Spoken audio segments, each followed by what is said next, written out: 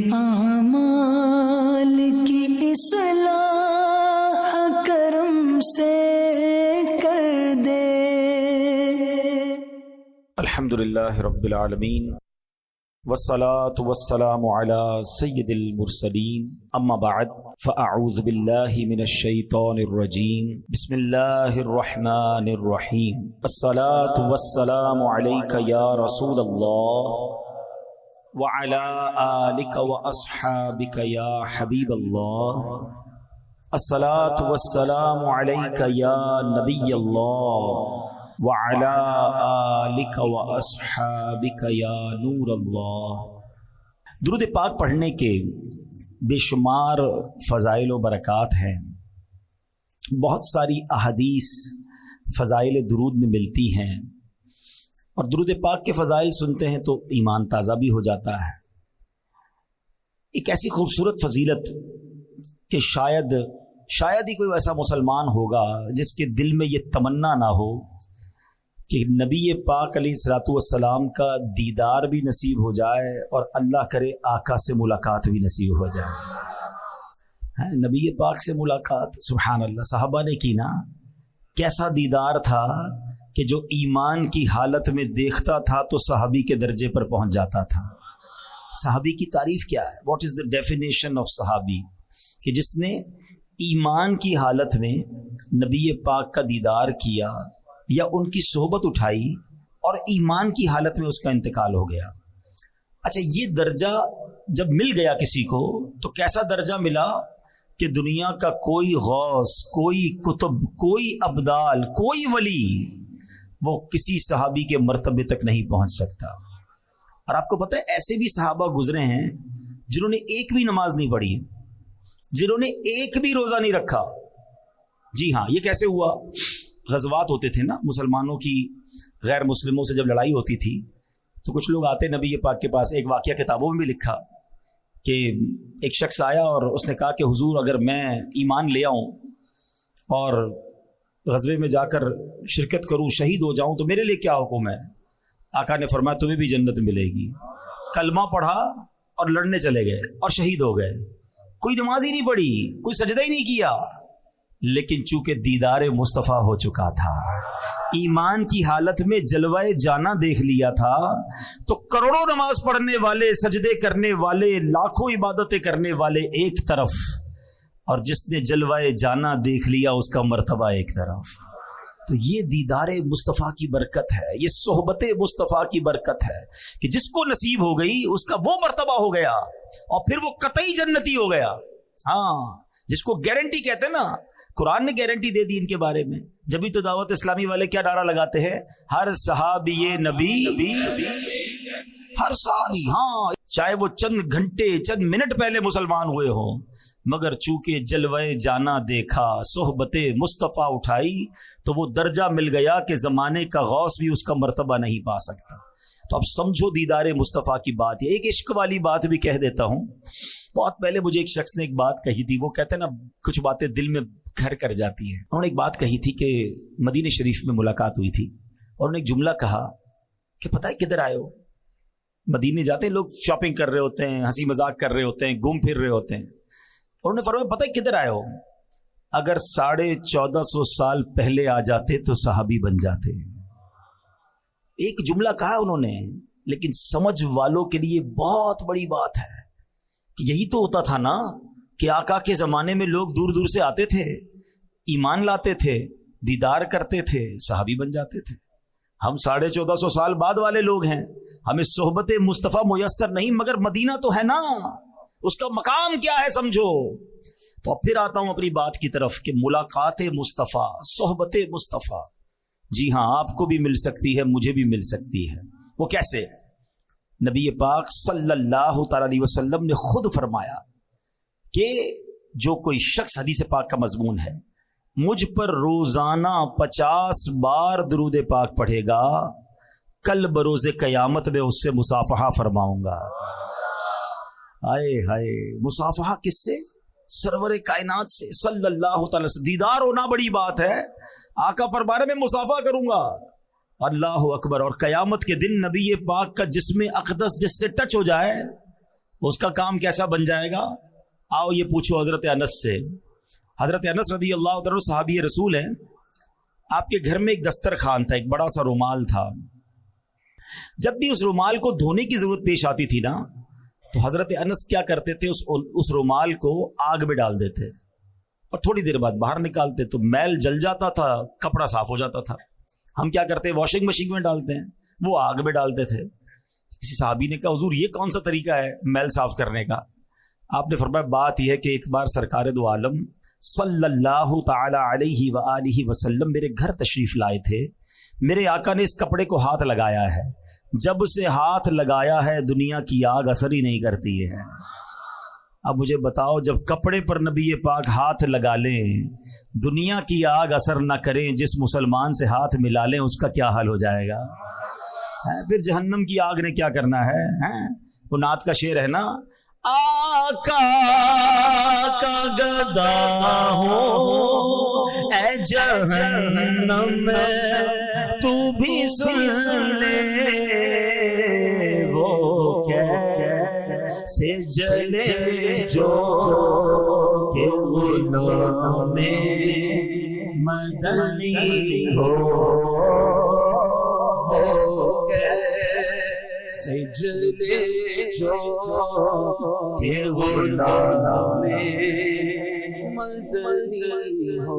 اب درود پاک، اب سوچ لو کتنے پڑھنے درود. کنجوسی نہ کرو درود پڑھنے، پکڑ لو اس کو. بیمار ہو درود پڑھو، پریشان ہو درود پڑھو، روزی کا پرابلم ہے درود پڑھو، اولاد چاہیے درود پڑھو، ٹینشن ہے درود پڑھو، مدینے جانا ہے درود پڑھو، دیدار مصطفیٰ کرنا ہے تو درود پڑھو. ہاں ہر درد کی دوا ہے صلی علی محمد، تعویذ ہر بلا ہے صلی علی محمد. میں بھی نیت کروں اور آپ بھی نیت کریں، کثرت کے ساتھ درود پاک پڑھنے ہیں. آئیے مل کر محبت کے ساتھ بآواز بلند درود پاک پڑھ لیں. صلو علی الحبیب صلی اللہ تعالی علی محمد صلی اللہ علیہ وسلم. ایک بہت ہی خوبصورت حدیث پاک، اس میں ایک بڑا پیارا واقعہ، اور یہ بخاری شریف میں حدیث پاک موجود ہے، اور یہ حدیث کا میں آپ کو خلاصہ پیش کروں گا. امیزنگ سٹوری ہے، کمال کا سبق آموز واقعہ ہے. چلے ایک چھوٹی سی بات اور کر لو، اشارہ کہہ کے نکل جاؤں گا. کچھ لوگ کہتے ہیں یار آپ واقعات بڑے سناتے ہیں، کوئی قرآن و حدیث کی بات کیا کرو، واقعات بڑے سناتے ہیں. تو میں تو بخاری سنا رہا ہوں. نبی پاک علیہ الصلوۃ والسلام نے جا بجا صحابہ کو واقعات بتائے ہیں. اچھا قرآن پاک جس نے پڑھا ہے، چلو ہم قرآن کی بات کرتے ہیں. قرآن میں کتنے واقعات ہیں؟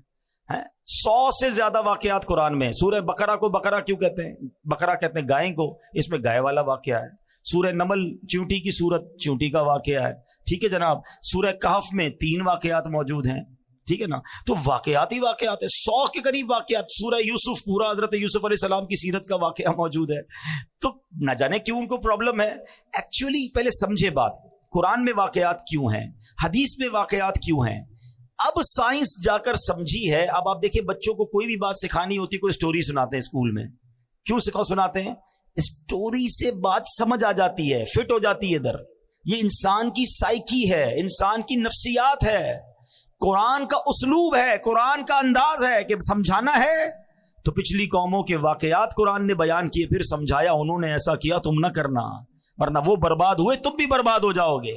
بالکل اسی طرح احادیث میں واقعات بھرے ہوئے ہیں. تو جن کو واقعات سے پرابلم ہے، لگتا ہے انہوں نے خود قرآن و حدیث نہیں پڑھی ہے. اب میں بخاری شریف کا واقعہ سنانے جا رہا ہوں، اب غور سے سنیے گا. نبی پاک علیہ الصلوۃ والسلام نے فرمایا کہ بنی اسرائیل کے 3 آدمیوں کا یہ واقعہ بیان کیا کہ بنی اسرائیل میں 3 شخص تھے. ان میں سے ایک برس یعنی کوڑ کے مرض میں گرفتار تھا، ایک گنجا تھا اس کے بال ہی نہیں آتے تھے، ایک بندہ تھا جو اندھا تھا اس کی آنکھیں نہیں تھیں. اب اللہ کریم کی طرف سے ان کا امتحان سلیکٹ ہوا کہ ان کا امتحان کرنا ہے. تو اب کیا ہوا، ایک انسانی صورت میں فرشتہ آیا اور اس نے آ کر پہلے برس کے مریض سے پوچھا، جس کے جسم پر کوڑ کا مرض تھا، کہ تجھے سب سے زیادہ کیا چیز پسند ہے. تو یہ انسان کی فطرت ہے کہ وہ وہی پسند کرتا ہے جو اس کے پاس نہیں ہوتی ہے. یہ ایک انسان کی پرابلم ہے. تو اس کے جسم پر سفید داغ تھے، دھبے تھے، کوڑ کا مرض تھا، کہ مجھے اچھا رنگ اور صاف جلد بڑی پسند ہے. فرشتے نے اس کے جسم پر ہاتھ پھیرا. ہاتھ پھیرنا تھا کہ اس کا جسم بالکل صاف ستھرا ہو گیا, جلد بھی صاف ستھری ہو گئی, کوڑ کا مرض ختم ہو گیا. اب اس سے پوچھا تجھے کون سا مال زیادہ پسند ہے؟ تو وہ کہتا ہے مجھے اونٹ بڑے پسند ہیں. تو فرشتے نے اس کو ایک حاملہ اونٹنی دی, بچہ دینے والی اونٹنی دی اور برکت کی دعا دی, اور فرشتہ چلا گیا. اب فرشتہ گنجے کے پاس آیا کہ تجھے کیا پسند ہے؟ کہتا میری تو تمنا یہ بس بال آ جائے, سر پہ بال ہی نہیں ہے, بڑی کوشش کی ہے مگر بال نہیں ہے.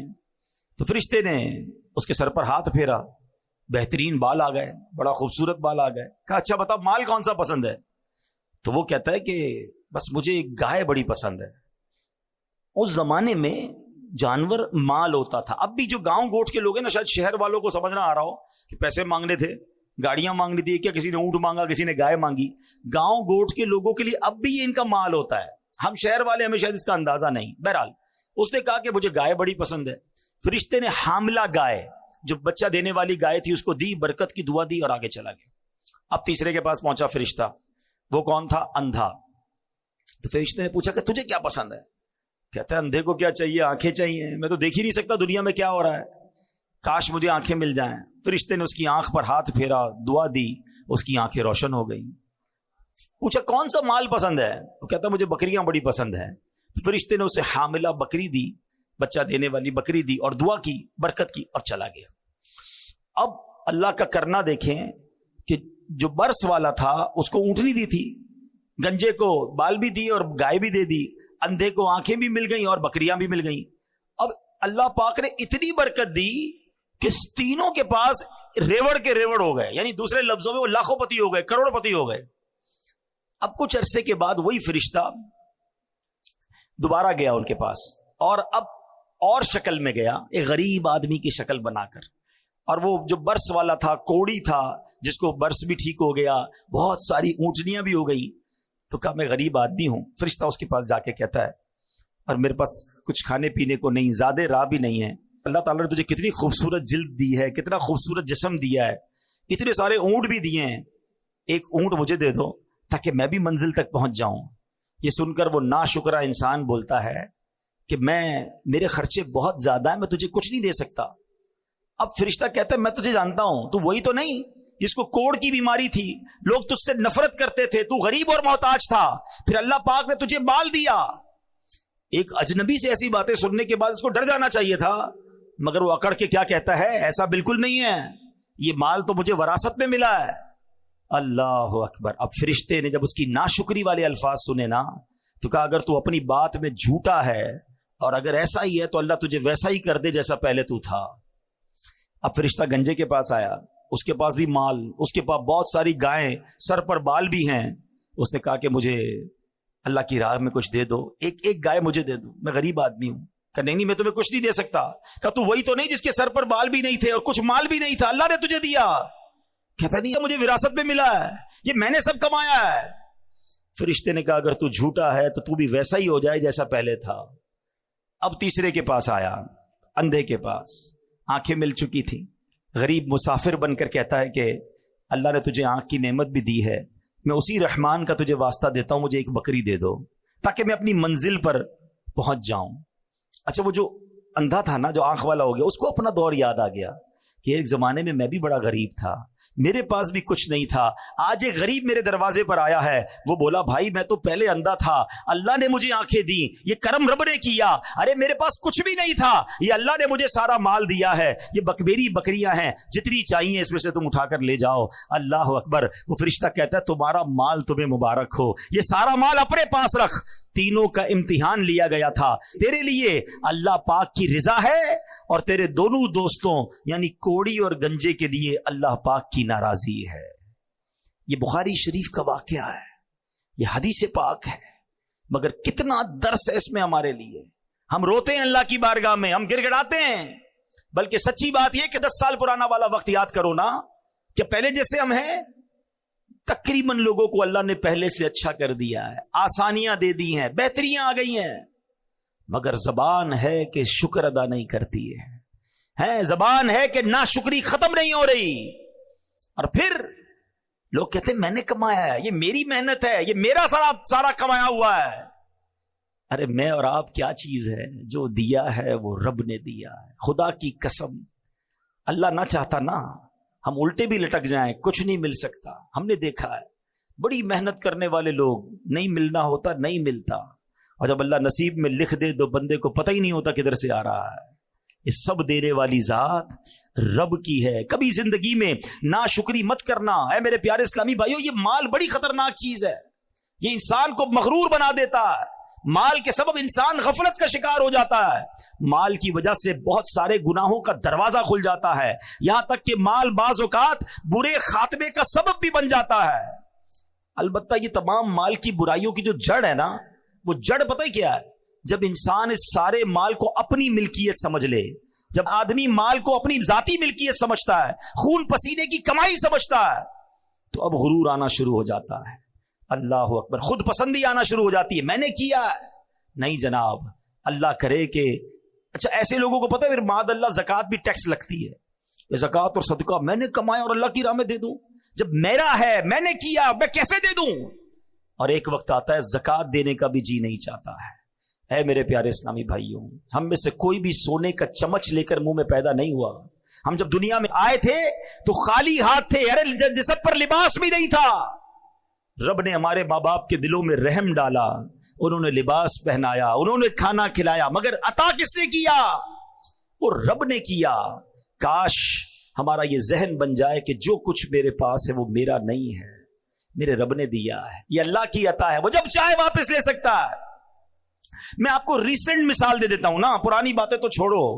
ترکیہ اور شام میں جو زلزلہ آیا, لوگ کہتے ہیں میرے پاس ایسی ایسی باتیں کرنے والے باتیں کرتے ہیں, اتنے پیسے ہیں ہمارے پاس 7 پشتے کھائیں تو ختم نہیں ہوگا. ارے بھولے تمہاری, سیکنڈوں میں چلا جا سکتا ہے. 40 سیکنڈ لگے. میں تو موجود تھا نا, میں 6 تاریخ کو زلزلہ آیا, میں 7 کو ترکیہ پہنچا. ہماری موجودگی میں بھی زلزلے آ رہے تھے. یعنی میں نے اپنی آنکھوں سے دیکھا, بڑی بڑی بلڈنگیں, عالی شان بلڈنگیں, لگژری فلیٹس, کروڑوں روپے کے وہ فلیٹس ہوں گے. علاقہ بتا دیتا ہے. گھر موجود ہے اور لوگ زمین پہ پڑے ہوئے ہیں. ہمت نہیں ہو رہی بلڈنگ میں جانے کے لیے. ہم نے ساری رات روڈ پہ گزاری. ہمارا فیضان مدینہ سامنے تھا. اسلامی بھائیوں نے کہا اندر کمبل بھی پڑے ہوئے ہیں, کسی نے کہا تکیہ بھی ہے, کسی نے کہا فریج میں سامان کھانے پینے کا بھی. ہمارے پاس کھانا بھی نہیں تھا, کھانے کو کچھ نہیں تھا. ایک ڈبل روٹی میں ہم نے تھوڑا تھوڑا کھایا. تو کسی نے کہا جا کے لے آؤں, کسی نے کہا نہیں اندر مت جانا, ہلکا سا بھی جھٹکا آیا تو پوری بلڈنگ میں کریکیں گر جائے گی. یقین کریں اللہ کی قدرت اپنی آنکھوں کے سامنے دیکھی کہ کروڑوں روپے کے گھر ہیں, سامان ہے. کسی کی ہمت نہیں ہو رہی اپنے گھر میں جانے کی, کیونکہ ہر 1-2 منٹ بعد ایک بلڈنگ گر رہی تھی. تھوڑا سا زلزلہ آتا ایک اور گر جاتی, تھوڑا سا آتا ایک اور گر جاتی, کریک سب میں پڑ چکے تھے. تو 40 سیکنڈ کے اندر 7 پشتوں تک کھائیں گی تمہاری اولاد. بھول ہے تمہاری. رب چاہے نا تو سیکنڈوں میں مالدار غریب ہو سکتا ہے. زکات دینے والا زکات لینے والا بن سکتا ہے. صحت مند محتاج ہو سکتا ہے. پیر ٹوٹ گئے, ہاتھ ٹوٹ گئے, ہڈیاں ٹوٹ گئی, زندہ لوگ دنیا سے چلے گئے, اور ایسی بے بسی کی موت آئی ہے. پیارے اسلامی بھائیوں, اللہ ہمارے سارے مسلمان بھائی بہنوں کی مغفرت فرمائے جو اس میں شہید ہوئے. وہ آوازیں دیتے رہے. میں موجود تھا, مجھے اسلامی بھائی نے کہا 32 افراد اس بلڈنگ میں موجود ہیں اور زندہ ہیں, آوازیں آ رہی ہیں. اچھا کئی آپ نے بھی سوشل میڈیا پر دیکھا ہوگا, کئی جگہوں سے تو اندر بلڈنگ سے ویڈیوز بنا کے لوگ بھیج رہے تھے کہ ہم زندہ ہیں, ہمیں نکالو. کیونکہ وہ زلزلے میں بلڈنگ ایسے کریک ہوئی تھی کہ ان کے اوپر نہیں گرا ملبہ, مگر راستہ بند ہو گیا. اب جب تک بلڈنگ کٹے گی نہیں بندہ باہر نہیں نکلے گا. تو بچے اندر, عورتیں اندر, مرد اندر, مگر کوئی نکال نہ پایا. 2-3 دن تک تو آوازیں دیتے رہے, جب تک موبائل کی بیٹری چلتی رہی فون کرتے رہے. اس کے بعد موبائل کی بیٹری بھی ختم ہو گئی اور سانسیں بھی ختم ہو گئی. میرا ہے, میں نے کمایا ہے, میری محنت ہے, میں نے اتنی بلڈنگیں بنا لی, میں نے اتنے پیسے بنا لیے. ارے کچھ میں نے نہیں کیا ہے, یہ سب میرے اللہ نے دیا ہے, سب میرے مالک کا احسان ہے. میں بھی بھیک مانگنے والا ہو سکتا تھا, میں بھی روڈ پر سونے والا ہو سکتا تھا, میں بھی جناب پھٹے پرانے کپڑے پہن کر بازاروں میں گھومنے والا ہو سکتا تھا. اگر آج سواری دی ہے تو رب نے دی ہے, آج گھر دیا ہے تو رب نے دیا ہے, آج اولاد دی ہے تو رب نے دی ہے. ارے ان بیچارے غریبوں کی تو شادیاں بھی نہیں ہوتی ہیں. آج میرے اور آپ کے پاس فیملی ہے نا, بیوی ہے, بچے ہیں, شکر ادا کرو, کیونکہ رب نے عزت دی تو شادی ہوئی نا. یہی نہ ہوتی تو کیسے کر رشتہ ہوتا. کئی غریب ہے بیچارے, روڈوں پہ سوتے ہیں, کھانے کو کچھ نہیں, کچرا اٹھاتے ہیں, کون شادی کرتا ہے ان سے؟ فیملی بھی نہیں بن پاتی ان کی. تو میں نے ایسا کیا کمال کیا کہ اللہ نے مجھے اتنا کچھ دے دیا, اور پھر بھی میں شکوہ کروں, پھر بھی میں شکایت کروں, پھر بھی میں کہوں کہ میرے پاس کچھ نہیں, میں پیچھے رہ گیا. کبھی شکوہ نہ کرنا اور کبھی اترانا نہیں. جو دیا ہے رب نے دیا ہے, میرا کچھ نہیں ہے, اللہ نے دیا. یہ ذہن بنا لو میرے پیارے اسلامی بھائیوں. اور پھر اگر مال کا حق ادا کرنا ہے نا, تو پھر اللہ کی راہ میں خرچ کرو. جب ہے ہی اللہ کا, جب ہم یہ مان لیں گے, یہ سمجھ لیں گے یہ رب کا ہے, اللہ نے دیا ہے, تو پھر خرچ کرنا بھاری نہیں ہو جائے گا. پیسے والے تو بڑے آئے, لوگ کہتے پیسے والا ہونا چاہیے. ارے پیسے والا قارون بھی تھا, اور پیسے والے عثمان غنی بھی تھے. اللہ قارونی مال نہ دے, عثمانی مال عطا فرما. اللہ سے دعا مانگا کرو, یا اللہ پیسے دے دے, نہیں یہ نہ کہا کرو, اے اللہ مال دے تو تیری راہ میں خرچ کرنے کا دل بھی عطا فرما, مال دے تو عثمانی مال عطا فرما. میں کئی بار سنتا رہتا تھا, پڑھا بھی تھا کہ حضرت عثمان غنی کے مال میں اللہ نے کتنی برکت دی. پتہ ہے کیا کرتے تھے وہ؟ ہر بار خرچ کر دیتے تھے اللہ کی راہ میں, دل کھول کر خرچ کرتے. اللہ نے برکت کیسی ڈالی. آپ دنیا سے چلے گئے, آپ کے باغ رہ گئے, آپ کے کنویں رہ گئے. حضرت عثمان کا باغ آج بھی مدینے میں موجود ہے, کنواں بھی موجود ہے, اور پراپرٹیز بھی ہیں. تو گورنمنٹ نے کیا کیا کہ ایک وقف عثمان بنا دیا. جتنے پیسے اس باغ سے, ان پراپرٹی سے آتے ہیں, اس سے وہ غریبوں کی مدد کرتے ہیں. مجھے بتایا کسی نے ریسنٹلی کہ مدینے شریف میں ایک ہوٹل ہے, 5 اسٹار یا 4 اسٹار ہوٹل ہے, اس کا نام ہی وقف عثمان ہوٹل ہے. حضرت عثمان کے اکاؤنٹ سے اتنے پیسے جمع ہو گئے کہ ایک ہوٹل بنا دیا گیا ہے, اور اس ہوٹل میں جتنے حاضرین رہیں گے, زائرین رہیں گے, وہ پیسے جمع ہوں گے, وہ بھی وقف عثمان پہ خرچ ہوتے رہیں گے. میں سوچنے لگا اللہ اکبر, حضرت عثمان غنی کا ثواب تو سوچو, وہ آج مزار میں ہیں, مگر 1450 سال ہو گئے صدقہ ان کا جاری ہے. مال بہت سو کے پاس آیا جناب. آج کل فہرست آتی ہے, world number 1, world number 2, world number 3. ارے کیا کرنا اس مال کو جو غرق کر دے انسان کو. مال ملے تو اللہ عثمان غنی کے مال کا صدقہ عطا فرمائے. قارون کے پاس کیا تھا, کتنا مال تھا آپ کو پتا ہے؟ یعنی خزانہ کتنا تھا؟ خزانہ نہیں, خزانے کی چابیاں جو قارون کی تھی نا, وہ اونٹوں پر لادی جاتی تھی, صرف چابیاں. تو سوچو خزانہ کتنا ہوگا. اسی مال کی آفت کیسی اس پر غالب ہوئی کہ حضرت موسیٰ علیہ الصلوۃ والسلام کی گستاخی کی, اللہ پاک کے احکام کی نافرمانی کی. قارون کا پرابلم پتہ ہے کیا تھا؟ اس کو اتنا مال تھا کہ حضرت موسیٰ نے اس کو زکوٰۃ کا جب حکم دیا نا, تو اس زمانے پتہ ہے زکوٰۃ کتنی تھی؟ 1000 پر 1 روپیہ. آج کتنی؟ 100 پر 2.5 روپے نا, اگر وہ پورا سال گزر جائے. پھر اس زمانے میں 1000 پر 1 روپیہ تھی, بہت تھوڑی زکوٰۃ تھی. مگر اس کی وہ 1000 پر 1 روپیہ کو جب اس نے کیلکولیٹ کیا نا, تو وہ اس زمانے کے اربوں روپے بن گئے. وہ کہتا ہے اتنے سارے زکوٰۃ میں کیسے دے دوں, میرا مال کم ہو جائے گا. اللہ اکبر. اللہ سے ایک اور دعا کیا کرو, میں تو کرتا ہوں, سمجھ آئے تو آمین کہہ دینا, کہ اللہ وہ مال مت دینا جس کی زکوٰۃ بھاری پڑ جائے, مال وہ دینا جس کی زکوٰۃ دل سے دینے کا شوق پیدا ہو جائے. کیا کرنا ایسے مال کو کہ مال اتنا ہو گیا, اوئے ہوئے ہوئے اب کروڑوں روپے زکوٰۃ دینی پڑے گی. ارے تجھے اللہ نے اربوں دیے ہیں, تب کروڑوں بن رہے نا. اللہ مال دے تو خرچ کرنے کا لطف بھی عطا فرمائے. خوش نصیب پتہ ہے کون ہے؟ ہاں, یہ بات شاید بہت سو کو سمجھ نہیں آئے گی. 2-4 ہزار زکوٰۃ بنے, 1-2 لاکھ زکوٰۃ بنے, وہ نکل جاتی ہے. جب زکوٰۃ کروڑوں میں بن جائے نا, پھر یہاں بوجھ شروع ہو جاتا ہے. اللہ اس بوجھ سے بچائے. مزہ, خوش نصیب پتہ ہے کون ہے؟ کہ جب بھی وہ اللہ کی راہ میں خرچ کرے نا, اس کے دل میں خوشی داخل ہو, وہ مزہ کرے, انجوائے کرے, وہ سمجھ لے اچھا آدمی ہے, مزہ آ رہا ہے نا. تمہیں اللہ کی راہ میں خرچ کر کے فکر نہیں ہو رہی, ٹینشن نہیں ہو رہی, بوجھ فیل نہیں ہو رہا, سمجھ لو دل میں معاملہ ٹھیک ہے. لیکن جیسے ہی میں کسی غریب کی مدد کرتا ہوں, مسجد میں دیتا ہوں, اللہ کی راہ میں خرچ کرتا ہوں, اور ادھر تکلیف شروع ہو جاتی ہے نا, سمجھ لو دیر از سم تھنگ رانگ, گڑبڑ ہے. اللہ کا مال اللہ کی راہ میں دے رہا ہوں, تکلیف کیوں ہو رہی ہے؟ مجھے ایک بات بتاؤ, آپ کے پاس کوئی بندہ کہے یار یہ میرے 1 لاکھ روپے رکھنا, میں بعد میں لے لوں گا, اور تھوڑے دنوں بعد آپ کو فون کرے میں بندہ بھیج رہا ہوں, اس کو 5000 دے دینا, تکلیف ہوگی آپ کو؟ کیوں نہیں ہوگی بھائی؟ اسی کے ہیں, لاکھ روپے رکھوائے ہوئے ہیں, 5000 مانگ رہا ہے, تو تکلیف کس بات کی ہے؟ ہمارے پاس اللہ نے, مثال دے رہا ہوں, مثال کے طور پر لاکھ روپے رکھوائے, اور 1 سال بعد 2500 روپے کا حکم آتا ہے کہ 2.5% زکوٰۃ دے دو. تکلیف کس بات کی ہے؟ تکلیف پتہ کس بات کی؟ یہ میرے ہیں. اگر جس دن تم نے مان لیا نا اللہ کے ہیں, تو کوئی تکلیف نہیں ہوگی. اللہ تیری راہ میں دے رہا ہوں. اچھا مزے کی بات کیا ہے, اللہ کی راہ میں دیتے ہو, اللہ اور بڑھا دیتا ہے. اللہ نے وعدہ فرمایا اور بڑھا دوں گا. اچھا پھر فطرہ اس کو دینے کو پرابلم ہو رہی ہوتی ہے لوگوں کو, قربانی اس میں پرابلم ہو رہی ہے. اللہ کا ہی مال ہے بھائی, اور اللہ ملٹی پلائی بھی کر رہا ہے. میں گارنٹی دیتا ہوں, مجھ سے نہ پوچھیں, کسی سے بھی پوچھ لیں, جو حلال کماتا ہے اور پوری زکات دیتا ہے, ہر سال اللہ اس کی زکات میں اضافہ فرما دیتا ہے. زکات میں اضافے کا مطلب کیا ہوا؟ مال میں بڑھ گیا نا, مال بڑھا تو زکات بڑھی نا. اس کا مطلب یہ طے ہے کہ اللہ کی راہ میں خرچ کرنے سے مال کم نہیں ہوتا. یہ بس دل کا فطور ہے کہ دیتے وقت پتہ نہیں کیوں پرابلم ہوتی ہے. جس کو تکلیف ہوتی ہے نا وہ اپنے دل کا علاج کر لے کہ یار یہ میرے دل میں اتنی خباثت ہے کہ میرے رب نے مجھے مال دیا اور اسی کی راہ میں خرچ کرنے پہ مجھے پرابلم کیوں ہوتی ہے. خوش ہوا کرو.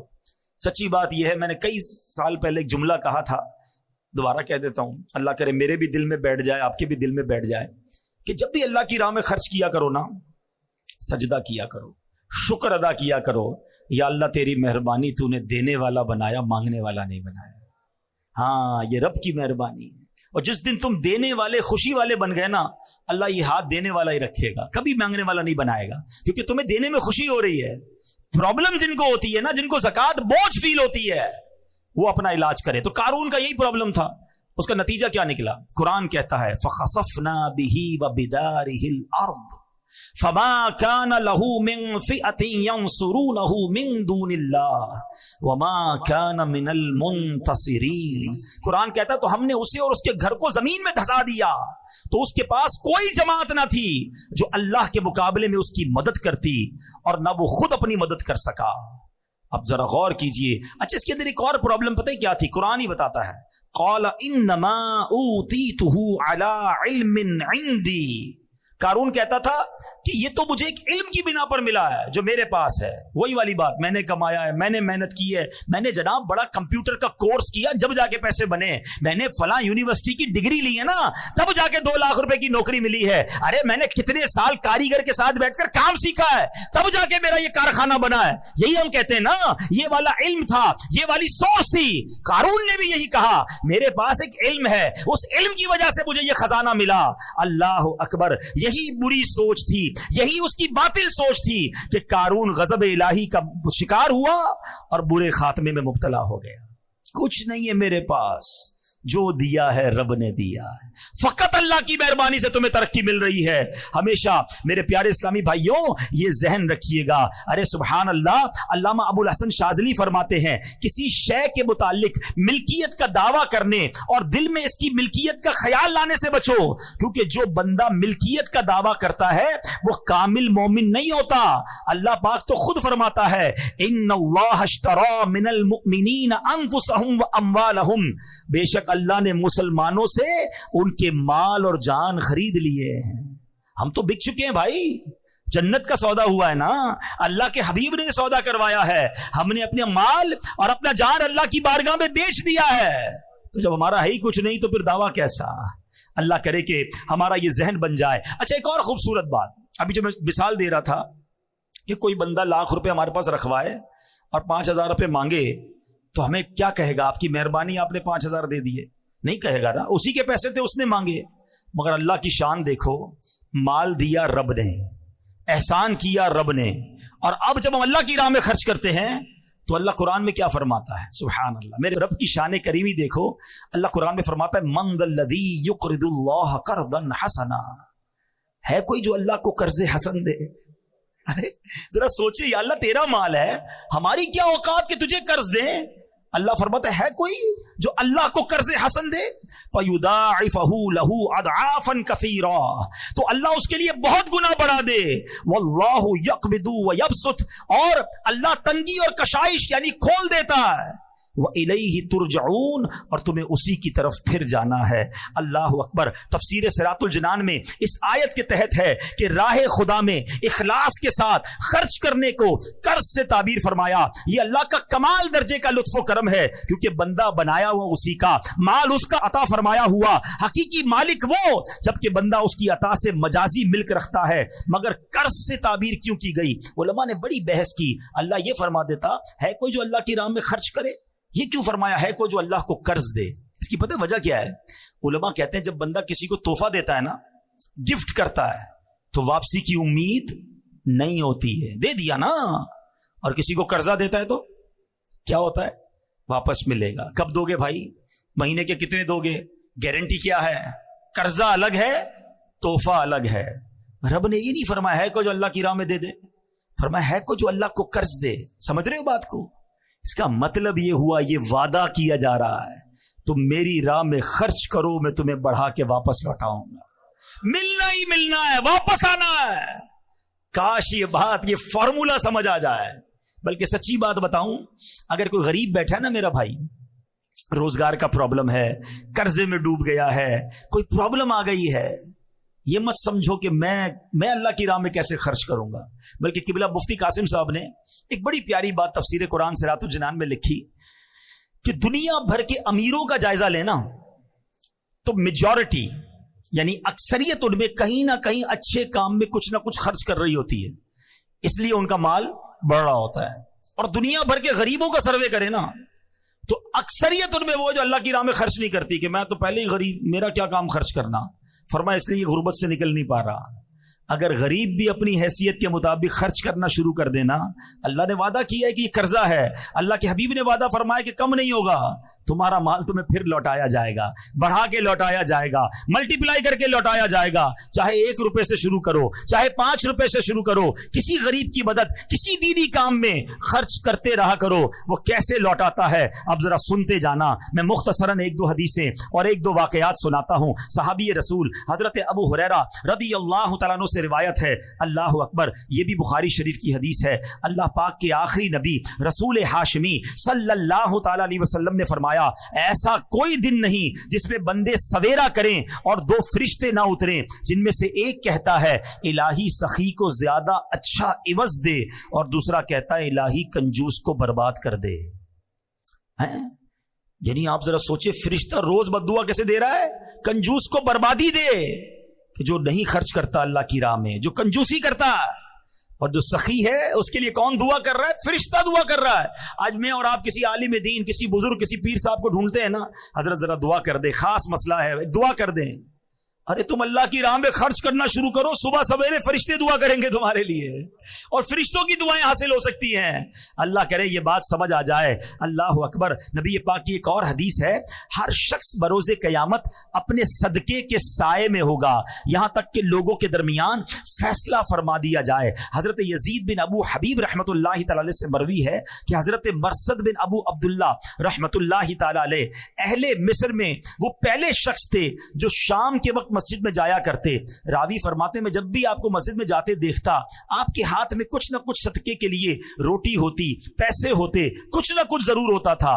ایک مرتبہ میں نے دیکھا کہ ہاتھ میں پیاز لیے آ رہے ہیں. ہاتھ میں کیا ہے؟ پیاز ہے. تو میں نے کہا حضور یہ تو آپ کے کپڑوں کو بدبودار کر دے گی، آپ پیاز لے کر کیوں آئے ہیں؟ تو آپ نے کہا اے ابو حبیب کے بیٹے، میرے پاس صدقے کے لیے کچھ نہیں تھا. مجھے ایک صحابی نے حدیث بیان کی کہ اللہ پاک کے آخری نبی علیہ الصلوۃ والسلام نے فرمایا مومن کا دیا ہوا صدقہ بروز قیامت اس پر سایہ ہوگا. بس میں اسی حدیث پر عمل کرنے کے لیے پیاز لے کر آ گیا ہوں.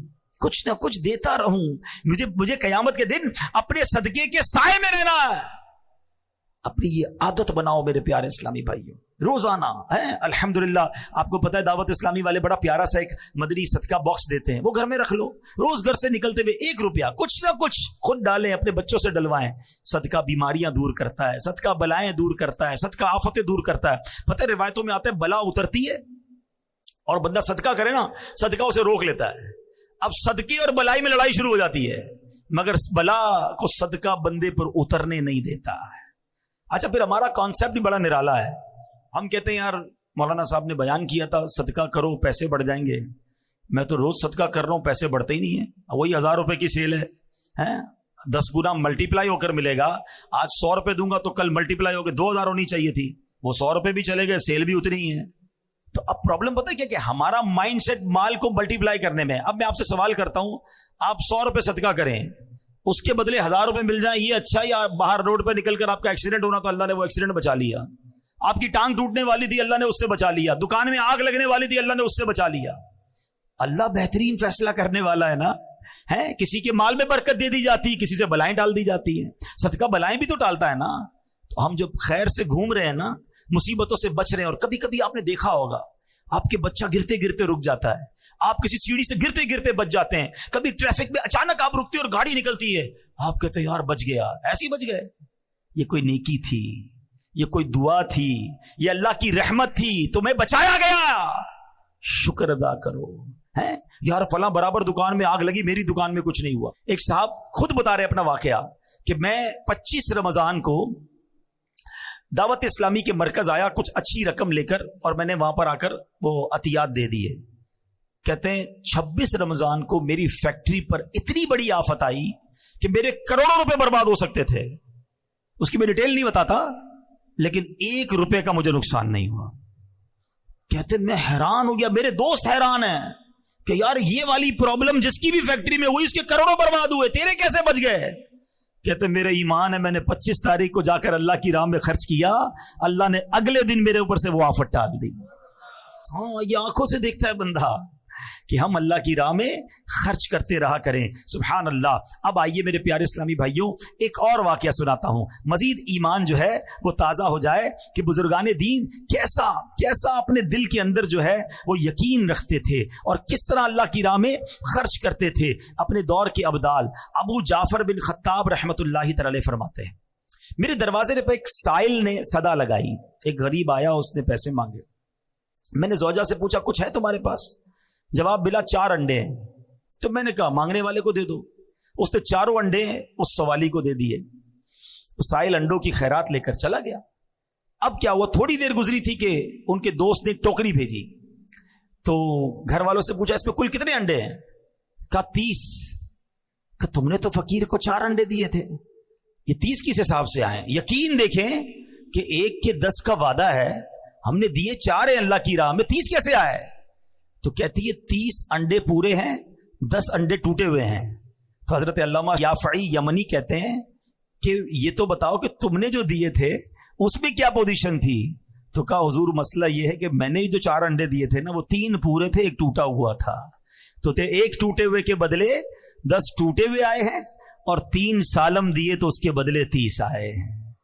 ہاں جیسا دو گے نا, پھٹے ہوئے کپڑے دینے صدقے میں, بچا ہوا کھانا دینا ہے. موزے میں سوراخ ہو گیا تو فقیر یاد آیا ہے, گھر کی ماسی کب یاد آئی کہ کھانا بچ گیا, اب پھکے گا تو چلو اس کو کھلا دو. یہ نہ کیا کرو, جیسا دو گے ویسا ملٹی پلائی ہوگا. جو خوشی سے دے گا نا, مزے کی بات بتاؤں, گھر میں ملازم ہوا کرے نا, ابھی رمضان آ رہا ہے, یقین کریں گھر میں ملازم ہیں یا اور کوئی رشتہ دار ہے نا, آپ کا افطاری تیار ہو جائے نا, پہلے اچھی افطاری نکال کر اپنے ملازمین کو کھلا دیں. کم نہیں ہوگا, تمہارا کچھ نہیں جائے گا. ایسا ہی جو آپ کے بچوں نے کھانا ہے نا, وہ کسی 4 کو نہیں کھلائیں, 1 کو کھلا دیں, مگر ایسا کھلاؤ جیسے تم اپنے بچوں کو کھلاتے ہو. پھر دیکھو کیسی برکت آئے گی, کیسا ملٹی پلائی ہوگا. خوشی سے دو نا. یہی مسئلہ ہمارا فطرے میں چل رہا ہے, سالوں سال سے چل رہا ہے. مجھے تو فارمولہ ہی آج تک سمجھ نہیں آیا ہے.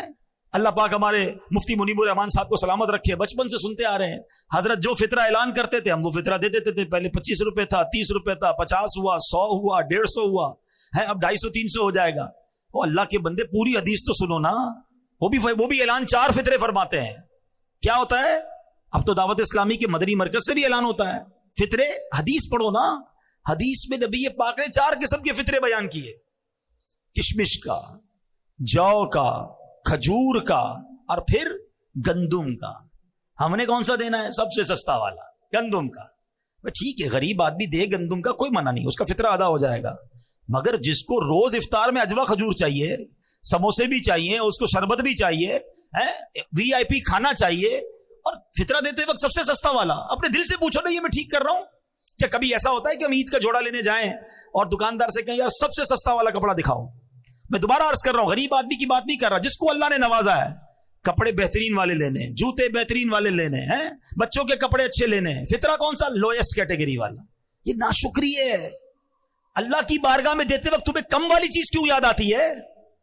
اس بار تو مزہ ہے نا کہ یا اللہ پوری رمضان تو نے مجھے بہترین کھجور سے افطار کرایا, اب میں فطرہ بھی کھجور والا دوں گا. تو نے مجھے کروڑوں سے اچھا رکھا.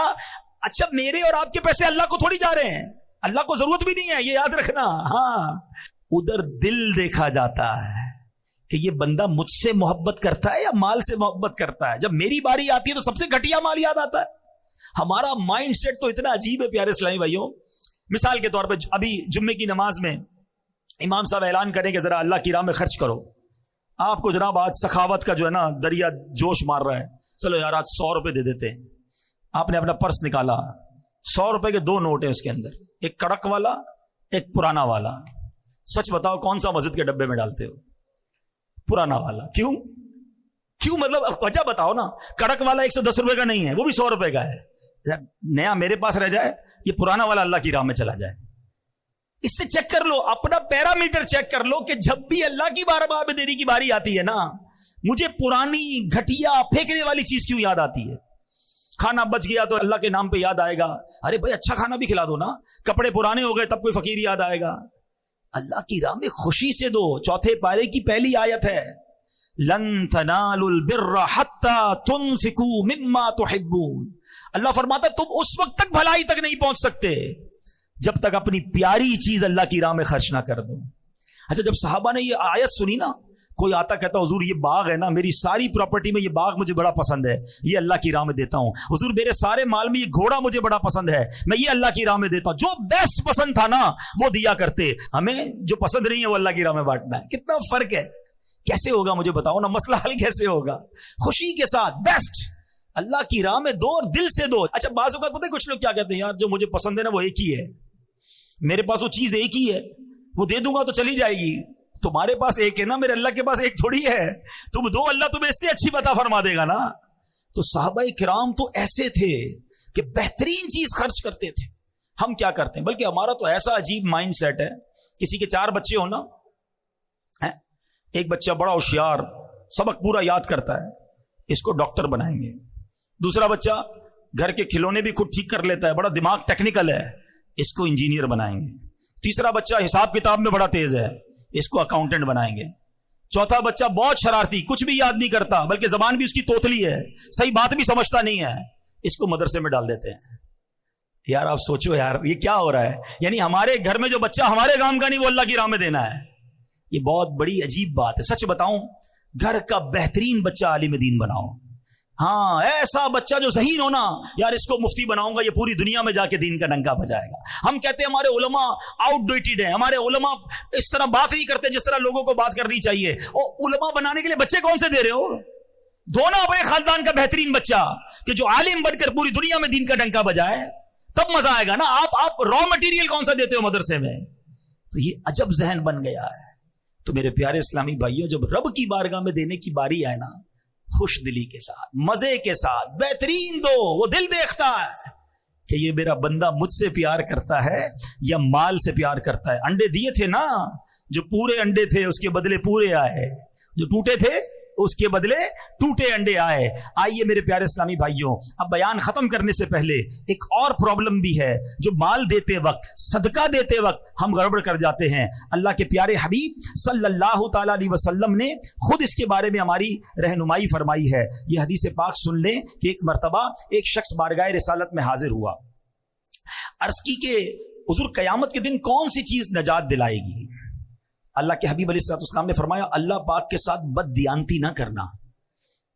تو اس نے کہا حضور اللہ پاک کے ساتھ بندہ کیسے بد دیانتی کر سکتا ہے؟ اللہ یعنی ہماری عام سی زبان میں اللہ سے بے ایمانی کیسے ہو سکتی ہے, اللہ سے بد دیانتی کیسے ہو سکتی ہے؟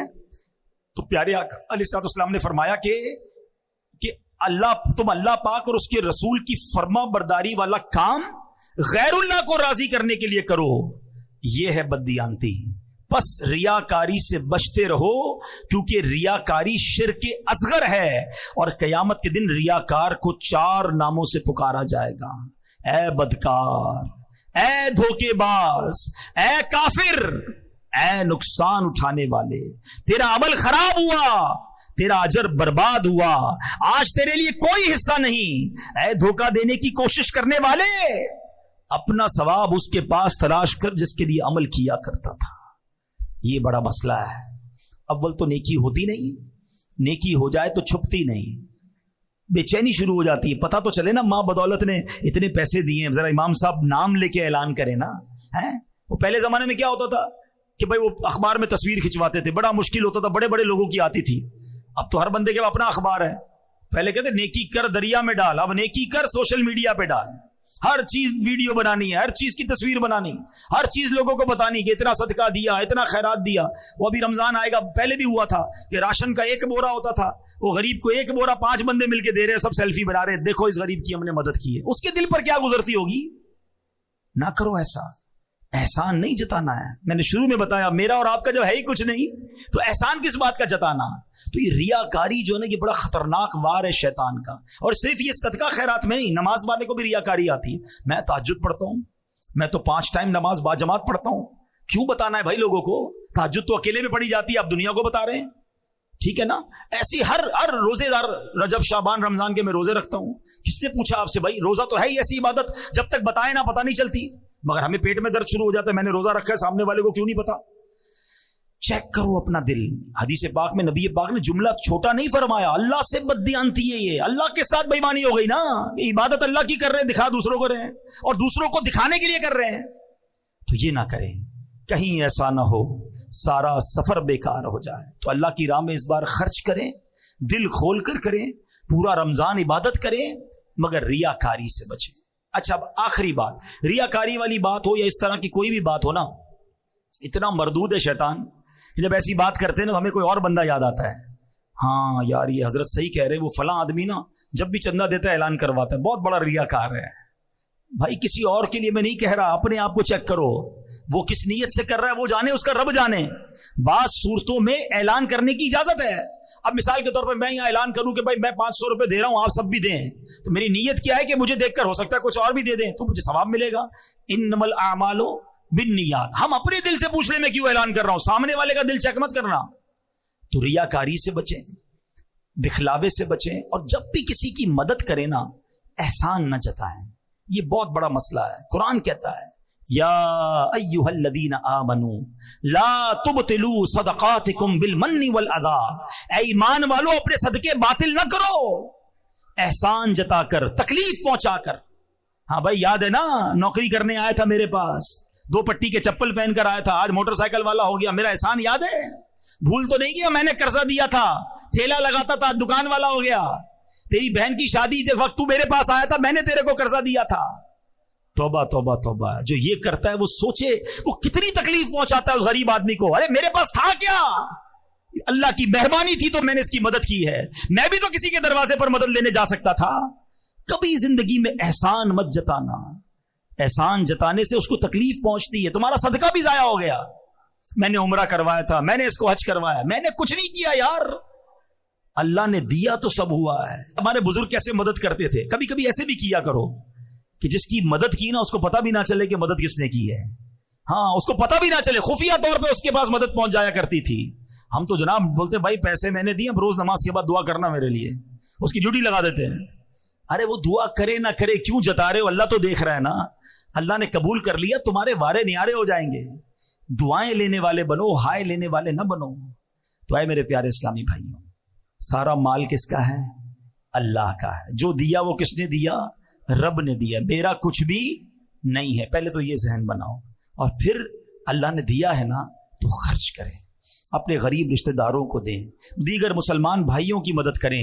ماہ رمضان میں اپنے دسترخوان کے ساتھ ساتھ کوئی ایک دسترخوان اچھا کر دیں, ان کے دسترخوان پر بھی کھانا پہنچ جائے. یہ روڈوں پر جو بہت سارے لوگ بانٹتے ہیں, اس سے بہتر یہ کہ کسی غریب کے گھر میں پہنچا دیں. روڈ پر تو بہت سارے لوگ کھا لیتے ہیں, مگر ہمارے گھر میں بہنیں, ان تک تو نہیں پہنچتا نا سامان. تو کسی ایک رشتہ دار, کسی ایک غریب کے گھر تک پہنچانے کا انتظام کریں, اور اس کے بعد اپنی زکوٰۃ میں اپنی دعوت اسلامی کو یاد رکھیں, جو دین متین کا اتنا بڑا کام پوری دنیا میں کر رہی ہے. ہمارے مدرسۃ المدینہ اور جامعۃ المدینہ ہیں, جس میں بچے اور بچیاں بغیر فیس کے قرآن پاک پڑھ رہے ہیں, درس نظامی کر رہے ہیں. الحمدللہ 1 لاکھ سے زیادہ حافظ قرآن دعوت اسلامی نے پاکستان میں اس امت کو عطا فرما دیے ہیں. کراچی کے بزرگ بیٹھے ہیں, ایک اشارہ کروں گا, میری بات سمجھ جائیں گے. میں جب چھوٹا تھا, آج سے 30 سال پرانی اگر بات کریں, تو کراچی میں تراویح پڑھانے کے لیے حافظ قرآن نہیں ملتا تھا, پنجاب سے بلانا پڑتا تھا. ایسا ہی ہے.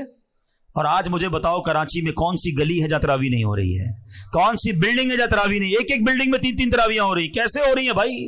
حافظ کوئی درخت میں اگے ہیں, کسی فصل میں نکلے ہیں؟ یہ دعوت اسلامی کے مدرسے ہیں. الحمدللہ 1 لاکھ سے زیادہ حافظ قرآن دعوت اسلامی نے بنا دیے. قرآن کی خدمت کا کیسا نظام بنایا, ہزاروں بچوں اور بچیوں نے درس نظامی کر لیا. 150 کے قریب انگلش میڈیم اسکول بنا دیے. 34,000 بچے اور بچیاں اس میں دنیاوی تعلیم کے ساتھ ساتھ دینی تعلیم حاصل کر رہے ہیں. سال کی 600 کے قریب مسجدیں دعوت اسلامی ملک اور بیرون ملک میں بنا رہی ہے. آج کل چینل پر جو بے حیائی اور فحاشی ہے کسی کو بتانے کی ضرورت نہیں ہے, مگر ایک چینل ایسا ہے جس کو دیکھ کر غیر مسلم مسلمان ہو رہے ہیں, بے نمازی نمازی بن رہے ہیں, شرابی شراب چھوڑ رہے ہیں. ارے چینل دیکھ کر رقص و سرور کی محفل سجدے تو سنی ہوں گی, مگر یہ کیسا چینل آیا جس کو دیکھ کر مدینے کی یاد میں آنسو بہ رہے ہیں, اللہ کے خوف سے دل لرز رہے ہیں, لوگ گناہوں سے توبہ کر رہے ہیں, ماں باپ کا ہاتھ چوم رہے ہیں, صرف اردو زبان میں نہیں انگلش زبان میں, پھر اس کے بعد بنگلہ زبان میں, اب جناب عربی زبان میں یوٹیوب پر مدری چینل شروع کر دیا. بچوں کی نفسیات کے مطابق بچوں کے پروگرام کڈز مدری چینل شروع کیا گیا, اور اس کے بعد جب کارٹونز کے ذریعے بے حیائی پھیلائی جا رہی ہے, کارٹونز کے ذریعے اب جناب بچوں کے ساتھ ان کو غلط رسم و رواج سکھائے جا رہے تھے, تو اس کو کاؤنٹر کرنے کے لیے دعوت اسلامی نے اینیمیٹڈ خاکے بنائے, اپنے اسلامک کارٹونز بنائے, اور اب وہ کارٹونز بھی کئی زبانوں میں الحمدللہ شائع کیے جا رہے ہیں. اور آپ کو جان کر خوشی ہوگی اس کی پذیرائی کیسے ہے. کبھی موقع ملے تو یوٹیوب پر کڈز لینڈ مدنی چینل کو سرچ کیجئے گا, ہمارے ایک ایک کارٹون کے کلپ کو 50 ملین لوگوں نے دیکھا ہے. 50 ملین کا مطلب 5 کروڑ لوگ ہوتے ہیں, 40 ملین کا مطلب 4 کروڑ لوگ ہوتے ہیں. تو دنیا بھر کے بچے دیکھ رہے ہیں, وہ دین سیکھ رہے ہیں. کون سا میدان ہے جس میں دعوت اسلامی لا دینی قوتوں کا مقابلہ نہیں کر رہی. اور آگے چلیں, اب جب فلاحی کام کی بات کرتے ہیں, آقا علیہ الصلوۃ والسلام کی دکھیاری امت کی بات کرتے ہیں, تو کس موقع پر دعوت اسلامی نے خدمت نہیں دی. 2005 میں زلزلہ آیا, کشمیر میں زلزلہ آیا, اس زمانے میں بھی دعوت اسلامی والوں نے وہاں جا کر کروڑوں روپے کی امداد کی. اور جب 2019-20 میں کووڈ آیا, 1 کروڑ کے قریب مسلمانوں تک کھانا پانی اور راشن پہنچایا گیا, کروڑوں روپے کی امداد کی گئی. اس کے بعد 2022 میں جب سیلاب آیا, 3.5 ارب کے قریب روپے اور سامان وہاں تقسیم کیا گیا. ایک نیا کام FGRF کے تحت ہو رہا ہے جو شاید کراچی والوں کو نہیں پتا. اے کراچی والوں, ہم بڑے سکون میں ہیں, ہمارے سندھ کے بھائی اب تک ڈوبے ہوئے ہیں. لوگ سمجھتے سیلاب ختم ہو گیا, اب بھی لاکھوں لوگوں کے گھروں میں پانی موجود ہے, ابھی بھی لاکھوں ایکڑ زمین پر پانی موجود ہے. ہماری ٹیم جب وہاں گئی اور جا کر دیکھا کہ 6 مہینے ہو گئے, اب تک پانی نہیں نکلا ہے. جتنا سوکھنا تھا سوکھ گیا, جتنا نکلنا تھا نکل گیا, اب نہیں نکل رہا. اور نہیں نکلے گا تو ان کے گھر کیسے آباد ہوں گے. ہاسپٹلز میں پانی, مسجدوں میں پانی, قبرستان میں پانی. اب فیصلہ کیا گیا کہ ہم پمپ لگاتے ہیں اور ان کا پانی باہر نکالتے ہیں. آپ کو یاد ہوگا ایک بار کراچی میں بارش ہوئی تھی تو یہ پورا خارا در کا ایریا پانی سے بھر گیا تھا, اور پانی 1 ہفتہ رہا تھا تو اس پانی میں بدبو اور گندگی کا عالم کیا تھا. ادھر بھی دعوت اسلامی والوں نے پمپ لگائے تھے, مگر ادھر 6 مہینے ہو گئے ہیں, وہ پانی نہیں نکلا ہے. آپ کو جان کر خوشی ہوگی اب تک 5 ارب گیلن پانی دعوت اسلامی والے نکال چکے ہیں. تقریباً 30,000 ایکڑ سے زیادہ زمین ہم نے پانی سے فارغ کر دی ہے. قبرستان پانی سے فارغ ہو گئے, اسکولیں, مسجدیں, ہاسپٹل, الحمدللہ لوگ اپنا کام کاج کرنے لگ گئے. مگر اب بھی یہ کام جاری ہے, اب بھی ہمارے پمپ لگے ہوئے ہیں, اب بھی لاکھوں روپے کا ڈیزل روزانہ کی بنیاد پر بھیجا جا رہا ہے تاکہ ہمارے مسلمان دکھیارے بھائیوں کا پانی نکلے. ابھی یہ کام جاری تھا کہ ترکیہ میں زلزلہ آ گیا, شام میں زلزلہ آیا. دعوت اسلامی والے صبح و شام وہاں بھی کام کر رہے ہیں. ہم نے الحمدللہ اب ایک اور کانٹریکٹ سائن کیا ہے ترکی گورنمنٹ کے ساتھ مل کر کہ ہم اب کنٹینر دے رہے ہیں. کنٹینر ہاؤسز کہلاتے ہیں. ایک ایسا کنٹینر وہاں بنتا ہے جس میں 2 بیڈ روم, 1 باتھ روم اور چھوٹا سا کچن ہوتا ہے, کیونکہ ان لوگوں کو تقریباً 1.5 سے 2 سال کنٹینر میں رہنا پڑے گا, تب جا کے یہ عمارتیں بنیں گی. تو الحمدللہ اب ہم نے کنٹینر دینا شروع کر دیے ہیں, آرڈر دے دیا ہے. تھوڑے دنوں بعد آپ مدری چینل پر سوشل میڈیا پر دیکھیں گے ایک ایسی بستی آباد ہوگی ترکی میں کہ جہاں FGRF کے کنٹینر ہوں گے, اور ہم صرف کنٹینر کھانا اور راشن نہیں دیتے, ہم ساتھ دین بھی سکھاتے ہیں, ہم سنتیں بھی سکھاتے ہیں, ہم نماز بھی پڑھواتے ہیں. ہم نے الحمدللہ اسی کنٹینر کی بستی میں مسجد بنانے کا بھی پلان کر لیا ہے. قرآن بھی پڑھائیں گے, نماز بھی پڑھائیں گے, اور روزانہ کی بنیاد پر کھانا بھی کھلائیں گے. یہاں میں یہ بھی اشارہ کر دیتا ہوں کہ کچھ لوگ ماشاءاللہ اپنے طور پر اپنی NGO بنا کر یا اپنے طور پر غریبوں کو راشن دے رہے ہوتے ہیں. بالکل دیجئے, بہت اچھا کام ہے, لیکن اگر یہی کام آپ دعوت اسلامی کے ساتھ کر لیں گے نا, ہم راشن بھی دیں گے, ان کو اجتماع میں بھی لے آئیں گے. گے, ان کے بچوں کو مدرسہ بھی لے جائیں گے, جن جن کو راشن دیتے ہیں ان کا ڈیٹا رکھتے ہیں تاکہ ان کے گھر کی خواتین بھی دین سیکھ لیں. تو الحمدللہ راشن تو پہنچے گا, آپ کے دعوت اسلامی کے ذریعے کرو گے تو دین بھی پہنچے گا, سنتیں بھی پہنچیں گی, ایک عقیدہ بھی پہنچے گا, ان کا ایمان بھی محفوظ ہو جائے گا. تو یہ ہے ہماری دعوت اسلامی. کس کس شعبے کی بات کروں؟ ویسے سچی بات یہ ہے, اگر آپ دنیا بھر کی تنظیموں پر نظر دوڑائیں نا تو آپ کو کئی ایسی تنظیمیں ملیں گی. کچھ تنظیمیں ملیں گی جو صرف مدرسہ چلاتی ہیں, کچھ تنظیمیں ملیں گی جو صرف اسکولیں چلاتی ہیں, کچھ تنظیمیں ملیں گی جو میڈیا کو دیکھتی ہیں, کچھ تنظیمیں ملیں گی جو جناب ویلفیئر کا کام کرتی ہیں. کوئی تنظیم ایسی نہیں ملے گی جو ایک ہی تنظیم ہو اور وہ سارے کام کر رہی ہو. یہ اللہ کی رحمت سے فیضان امیر اہل سنت ہے کہ دعوت اسلامی 100 سے زیادہ شعبہ جات میں, 150 سے زیادہ ملکوں میں دین متین کا پیغام عام کر رہی ہے. کون سا دن گزرتا ہے جب خبر نہیں آتی کہ غیر مسلم بیرون ملک میں مسلمان ہو رہے ہیں, کہیں غیر مسلموں کی عبادت گاہ خرید کر مسجد بنائی جا رہی ہے. ذرا سوچو تو صحیح کہ جس بلڈنگ میں, جس عمارت میں اللہ نہ کرے شیطان کی پوجا ہوتی ہو اور شرک ہوتا ہو, الحمدللہ اب وہاں رحمان کو سجدے ہو رہے ہیں, وہ مسجد میں کنورٹ ہو چکی ہے. یہ ایک دو نہیں ہے, اکیلے میں مجھ سے کوئی مل لے, ہم آپ کو بتائیں گے کہ پوری دنیا میں ایسی کتنی غیر مسلموں کی عبادت گاہیں ہیں جو دعوت اسلامی نے بدل کر رکھ دی. ایسا انقلاب یہ فقط دعوت اسلامی کے پیارے ماحول میں ملتا ہے. سچی بات بتاؤں, یہ میرے اور آپ کے پیسوں کے نصیب جاگتے ہیں, میرے اور آپ کے مال کے بھاگ جاگتے ہیں کہ وہ دین کے اتنے بڑے کام میں صرف ہو جائیں. تو اے میرے پیارے اسلامی بھائیوں, اس بار اپنی دعوت اسلامی کا ساتھ ضرور دینا, اس بار دل کھول کر ساتھ دینا اور اپنی زکوٰۃ, اپنے عطیات, اپنا فطرہ ضرور دینا. ایک اور بات کر دیتا ہوں, کیونکہ ہم آج کل ڈونیشن کے لیے لوگوں کے پاس جا رہے ہیں. ایک عجب سا مسکنسیپشن بن گیا ہے کہ جناب دعوت اسلامی بہت اچھی تحریک ہے, دعوت اسلامی بہت بڑا کام کر رہی ہے, مگر دعوت اسلامی والوں کے پاس پیسے بھی بہت ہیں, تو اس لیے بہتر ہے کسی اور کو دے دو. ہمارے اجتماع میں آنے والے امیر اہل سنت کے مرید دعوت اسلامی, ان کے بچے دعوت اسلامی کے مدرسوں سے پڑھے اور وہ کہتے ہیں یار اپنی زکوٰۃ کا تھوڑا حصہ دیتے ہیں دعوت اسلامی کو, باقی ہم دوسری جگہ دے دیتے ہیں. تو ہمارا حال پتہ کیا ہو گیا ہے, یہ جب سے ہونا شروع ہوا ہے, پتہ نہیں کس نے یہ ہوا پھیلائی ہے کہ ایک گاؤں تھا, ایک واقعے سے بات سمجھ آ جائے گی. اس گاؤں میں دودھ کی کمی ہو گئی, تو گاؤں کے چودھری صاحب نے کہا ایسا کرتے ہیں, ایک بڑا سا گھڑا کھودتے ہیں, کنواں بناتے ہیں اور سارے گاؤں والے ایک ایک دودھ کا گلاس اس میں ڈال دیں تو وہ گڑھا بھر جائے گا, تو پھر جس کو دودھ چاہیے ہوگا اس میں سے بانٹ دیں گے. ایک بندے نے سوچا یار سارا گاؤں دودھ ڈالے گا, میں ایک گلاس پانی ڈالوں گا تو کیا فرق پڑے گا. جا کر چپکے سے پانی کا گلاس ڈال کے آ گیا. صبح ہوئی اور جب اس گھڑے میں دیکھا تو پورا گھڑا ہی پانی سے بھرا ہوا تھا. بات آئی سمجھ میں؟ ہر بندے نے کیا سوچا, میرے پانی کے گلاس سے کیا ہوگا. تو ابھی دعوت اسلامی کے ساتھ بھی یہی ہو رہا ہے, سبھی پانی کا گلاس ڈال دیتے ہیں, میرے پانی کے گلاس سے کیا ہوگا, باقی لوگ دے دیں گے. تو پیارے بھائی, دعوت اسلامی کے پاس یقیناً بہت چندہ آتا ہے, مگر اخراجات کتنے ہیں. اس وقت دعوت اسلامی کے صرف پاکستان میں 44,000 سے زیادہ اجیر ہیں, امپلائیز ہیں. 105 کروڑ روپے صرف ماہانہ سیلری ہے. تنخواہ کتنی ہے؟ 105 کروڑ. 1 ارب 5 کروڑ ہر مہینے تنخواہ دینی ہوتی ہے. میں الحمدللہ ایسے بھی عاشقان رسول کو جانتا ہوں جو کہتے ہیں دعوت اسلامی کے اتنے احسان ہیں کہ میں پوری زکوٰۃ دعوت اسلامی کو دے دیتا ہوں اور اپنے غریب رشتہ داروں کو میں صدقہ خیرات سے دیتا ہوں. اور بھی دینا بھائی, تو زکوٰۃ یہاں دے دیتا ہوں تو 100% مجھے پتا ہے کہ شرعی تقاضوں کے مطابق مفتیان کرام سے پوچھ کر ادا ہو جاتی ہے, تو میرا فرض ادا ہو جاتا ہے. باقی میں نفلی صدقات سے اپنے رشتہ داروں کی مدد کرتا ہوں. تو اس بار انشاءاللہ نیت کریں, دعوت اسلامی کو بھرپور عطیات دیں گے بھی اور جمع بھی کریں گے انشاءاللہ. اللہ کریم ہم سب کو اپنی راہ میں دل کھول کر خرچ کرنے کی توفیق عطا فرمائے. آمین بجاہ النبی الامین صلی اللہ علیہ وسلم. الحمدللہ رب العالمین والصلاة والسلام على سید المرسلین یا ارحم الراحمین یا ارحم الراحمین یا ارحم الراحمین. یا ربنا یا ربنا یا ربنا یا ربنا یا ربنا یا اللہ یا رحمان یا رحیم. اللهم ربنا آتنا في الدنيا حسنة وفي الآخرة حسنة وقنا عذاب النار وقنا عذاب القبر وقنا عذاب الحشر وقنا حساب الميزان. اللهم أعني على ذكرك وشكرك وحسن عبادتك.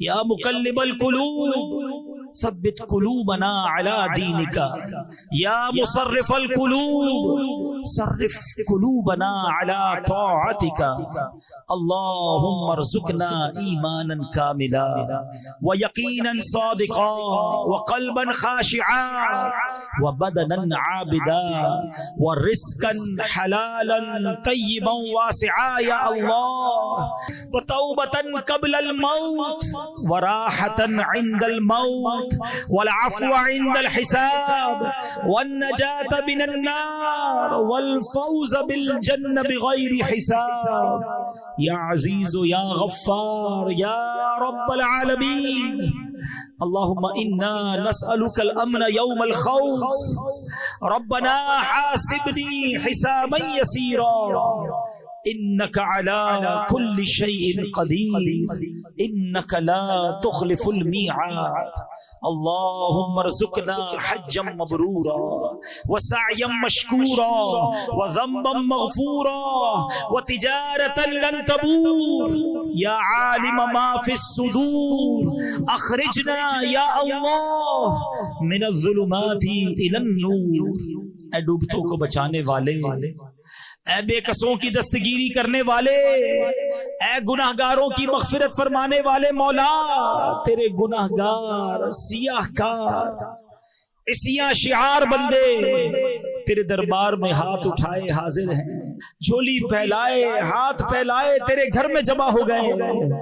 انت الغنی ونحن فقراء یا اللہ، انت الغنی ونحن فقراء یا اللہ۔ اے رب کریم ہماری خالی جھولیوں میں مغفرت کی خیرات ڈال دے، ہمیں اپنی رضا کی خیرات سے نواز دے۔ اے اللہ ہمارے صغیرہ گناہ بھی معاف کر دے، ہمارے کبیرہ گناہ بھی معاف فرما دے، ہمارے چھپ کر کیے ہوئے گناہ بھی معاف کر دے، ہمارے اعلانیہ گناہ بھی معاف کر دے۔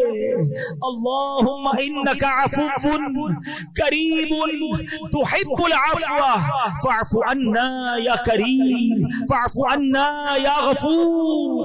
استغفر اللہ ربی من کل ذنب واتوب الیہ، استغفر اللہ العظیم من کل ذنب عظیم۔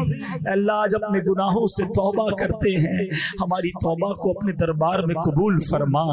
آئندہ گناہ نہ کرنے کا ارادہ کرتے ہیں، اے اللہ اس ارادے پر استقامت اپنے کرم سے عطا فرما۔ اے اللہ پچھلی زندگی تو بڑی گناہوں میں گزاری، اے اللہ پچھلے معاف فرما دے اور اگلی زندگی اچھی گزارنے کی توفیق عطا فرما۔ 5 وقت کا نمازی بنا دے، تلاوت قرآن کرنے والا بنا دے، روزانہ درود پاک پڑھنے والا بنا دے، فقط حلال روزی نصیب فرما، رزق حرام سے ہم سب کو محفوظ فرما۔ اے اللہ ہمارے آنکھوں کے گناہوں کو معاف فرما، ہمارے کانوں کے گناہ معاف فرما، ہماری زبان کے گناہ معاف فرما۔ اے اللہ اب اچھا دیکھنا نصیب فرما، اچھا بولنا نصیب فرما، اچھا اور پاکیزہ سننے کی توفیق عطا فرما، حرام کاموں سے ہماری جان چھڑا دے۔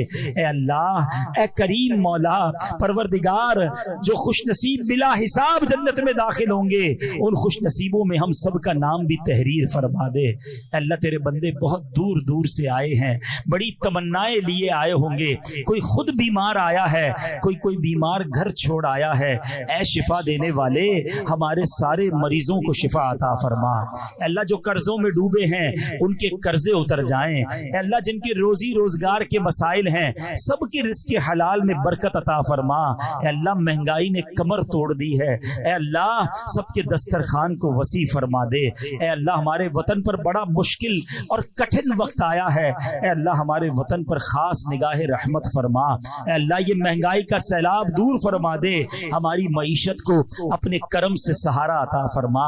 اے رب کریم، اے رب کریم، اے رات کے اندھیرے کو صبح کے اجالے سے بدلنے والے، ہماری دکھوں کی رات کو سکھ کی صبح سے بدل دے، ہماری بے قراری کی رات کو قرار کی صبح سے بدل دے، ہماری بے چینی کی رات کو چین کی صبح سے بدل دے، ہماری مدینے سے دوری کی رات کو صبح طیبہ سے بدل دے۔ اے اللہ ہمارے جو مسائل ہیں، ہماری جو مشکلیں ہیں، لوگ بتاتے ہیں بہت مشکل ہے، یہ کام بہت بڑا ہے، ہمارا بعض اوقات خود بھی ذہن بولنے لگتا ہے اتنی بڑی مشکل کیسے حل ہوگی؟ اے اللہ یقیناً ہم کمزور، ہماری کوئی اوقات نہیں، ہمارے لیے مشکل بڑی ہے، تیرے لیے مشکل بڑی نہیں۔ ان اللہ علی کل شیء قدیر، اے اللہ ہمیں اپنی قدرت کا نظارہ دکھا اور ہماری مشکل آسان فرما دے، ہمارے دکھوں کو دور فرما دے، ہمارے مسائل کو تو نے حل کرنا ہے، اپنے کرم سے حل فرما دے۔ اے اللہ، اے رب کریم ہمیں جلدی جلدی حرمین طیبین کی حاضریاں نصیب فرما۔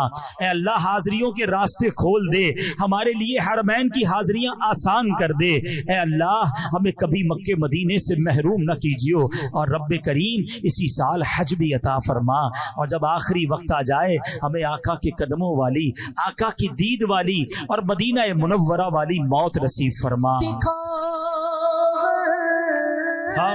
برس تو حرم کی فضائیں دکھا، آمین آمین۔ برس تو حرم کی فضائیں کا مدینہ دکھایا الہی، پھر مکہ دکھایا الہی۔ اے رب کریم عالم اسلام کا بول بالا فرما، ہماری دعوت اسلامی کو ترقیاں اور عروج عطا فرما۔ قبلہ امیر اہل سنت، تمام علماء اور مشائخ اہل سنت کا سایہ ہمارے سروں پر تا دیر قائم و دائم فرما۔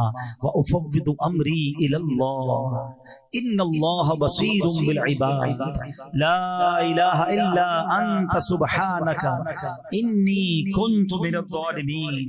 کہتے رہتے ہیں دعا کے واسطے بندے تیرے، کر دے پوری آرزو ہر بے کسو مجبور کی۔ برکت ان اللہ وملائکتہ یصلون علی النبی یا ایھا الذین آمنوا صلوا علیہ وسلموا تسلیما۔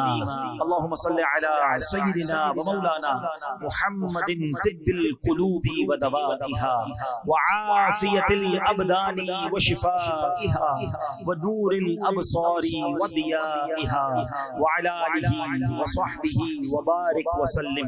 جب دم واپسی ہو یا اللہ، سامنے ہو روضہ رسول اللہ، اور لب پہ ہو لا الہ الا اللہ محمد رسول اللہ۔ میرے اعمال کی اصلاح کرم سے